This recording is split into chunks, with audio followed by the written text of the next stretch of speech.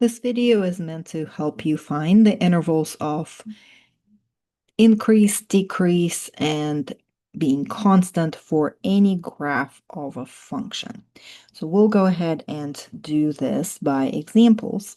So we're going to look at the first function and we're going to find all the intervals. We're going to find where the function is increasing first.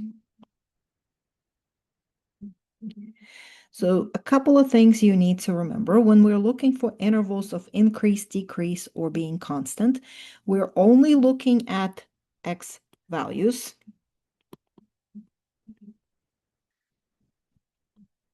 And because we're doing the intervals where the function is strictly increasing, strictly decreasing, or strictly constant, we're only using parentheses.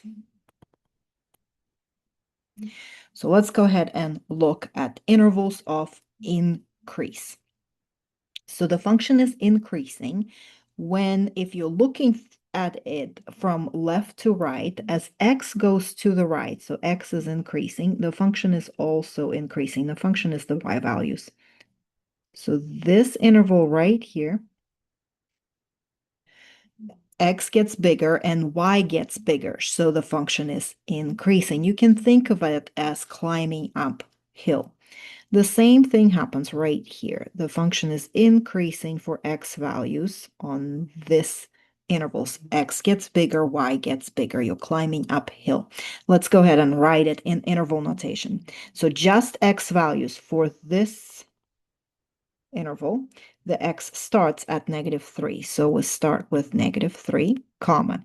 Then it ends right here on the y-axis. On the y-axis, the x values are 0. So x is 0 here, and we close the interval with parentheses. Usually we put a union sign in, sometimes a comma suffices here. Then another set of parentheses. The second interval starts at x equals 3 and ends at x equals 4. Okay. Now let's look at the intervals of decrease. So the function is decreasing when x gets bigger, so x goes from left to right, x increases, but the function value, the y values, are decreasing. So for us, that's this interval right here and this whole interval right here. Once again, we're just looking at x values and only parentheses. So let's go ahead and try this.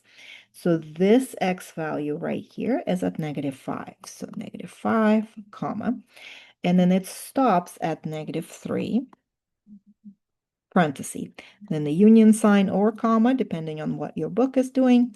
Then the next interval of decrease starts right here. That's x equals 0.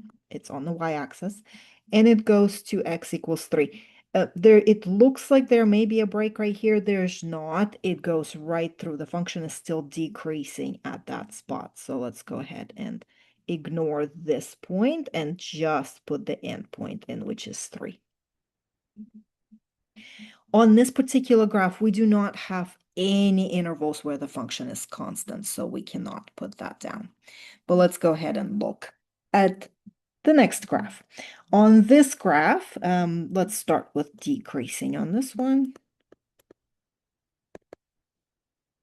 So the function is decreasing. There's only one interval of decrease right here, kind of like sliding downhill. As x gets bigger, the y gets smaller. And we just want x values. We have x equals 3 and x equals 5, parentheses only. Now let's go ahead and do intervals of increase.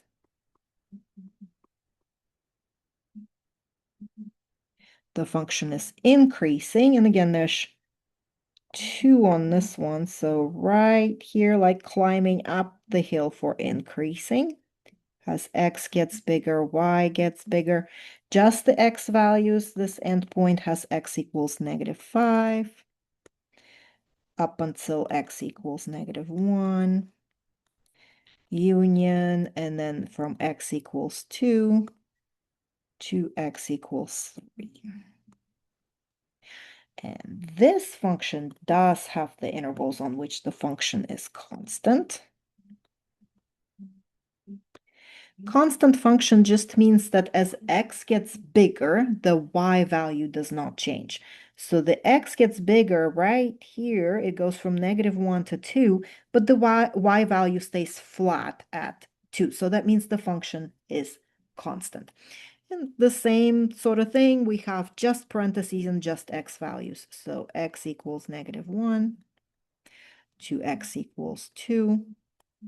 And then we have one more right here from x equals 5 to x equals 7. So the biggest things to remember here that we're just looking at x values and we're only using parentheses.